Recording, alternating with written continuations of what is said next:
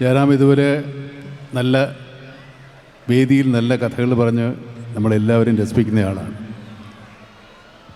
ജയറാം ഒരു ആക്ടർ എന്ന നിലയിൽ ഒരുപാട് വളർന്ന് പന്തലിച്ചു. കന്നഡം, തെലുങ്ക്, തമിഴ്, ഹിന്ദി ആയിട്ടില്ല, ഇല്ലേ, അവിടം വരെ വളർന്ന് പന്തലിച്ച് നിൽക്കുകയാണ്. ഒരു മിമിക്രി, ഞങ്ങളൊക്കെ മിമിക്രി, ഞാനും നിങ്ങളറിയില്ല, ഞാനൊരു പഴയ മിമിക്രിക്കാരനാണ്. നമുക്കിപ്പോൾ അന്നത്തെ കാലത്ത് മിമിക്രിയാണ് സിനിമയിലേക്കുള്ളൊരു വഴി. ഇപ്പോൾ അതൊക്കെ മാറി പുതിയ നടന്മാർക്ക് എല്ലാവർക്കും റീലും മറ്റ് സംഭവങ്ങളും ഒക്കെ ആയിട്ട് അവർ മീഡിയവുമായിട്ട് വളരെ അടുത്ത് പഴകി പരിചയിച്ച് സിനിമ അഭിനയം എന്ന് പറയുന്നത് നമ്മളെപ്പോലെ ഒരു ബാലികേറാമലയല്ല എന്ന് സ്ഥാപിക്കുന്ന ഒരു അവസ്ഥയാണ് ഇന്നുണ്ടായിരിക്കും. ഇന്നത്തെ പുതിയ നടന്മാർ ഞങ്ങളൊക്കെ വന്ന കാലത്തേക്കാൾ, ഞങ്ങളുടെ ശ്രമങ്ങളെക്കാളൊക്കെ അത്ഭുതകരമായ പ്രകടനം കാഴ്ചവയ്ക്കുന്നവരാണ് പുതിയ നടന്മാർ. ഇപ്പോൾ ഈ ചന്തു എന്നൊക്കെ പറയുന്നത് ഭയങ്കര പ്രോമിസിങ് ആക്ടേഴ്സാണ് എല്ലാവരും.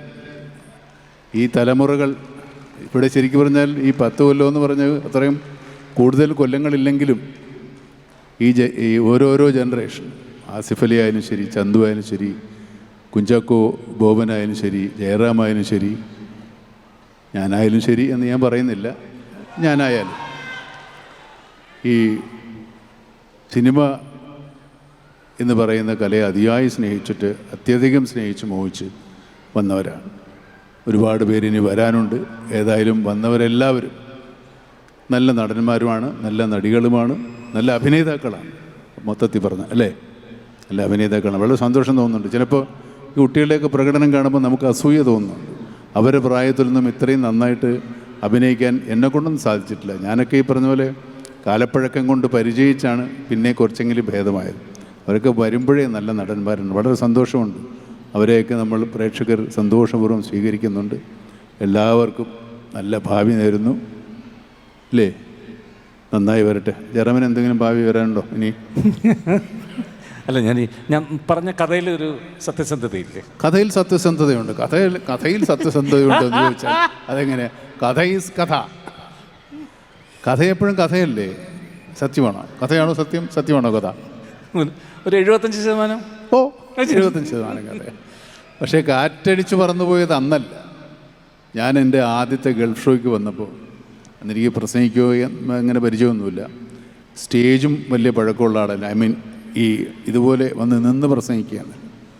ഞങ്ങൾ 87-ലെ ഷോക്ക് വന്നപ്പോൾ ഞാൻ പ്രസംഗിക്കണം, ഞാനാണ് ഷോ ലീഡ് ചെയ്യുന്നതാണ്.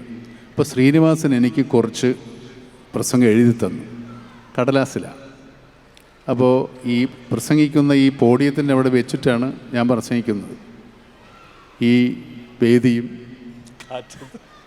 നിങ്ങളും എന്നൊക്കെ പറഞ്ഞ് ഞാൻ തുടങ്ങി. കുറഞ്ഞപ്പോൾ കാറ്റടിച്ചതങ്ങ് പോയി. എൻ്റെ കയ്യിൽ നിന്നൊന്നുമില്ല പിന്നെ പറയാൻ. കയ്യിൽ നിന്നിട്ട് പറയാനുള്ള അന്നത്തെ ഒരു വാക്ചാതുര്യമൊന്നും ഒന്നുമില്ല.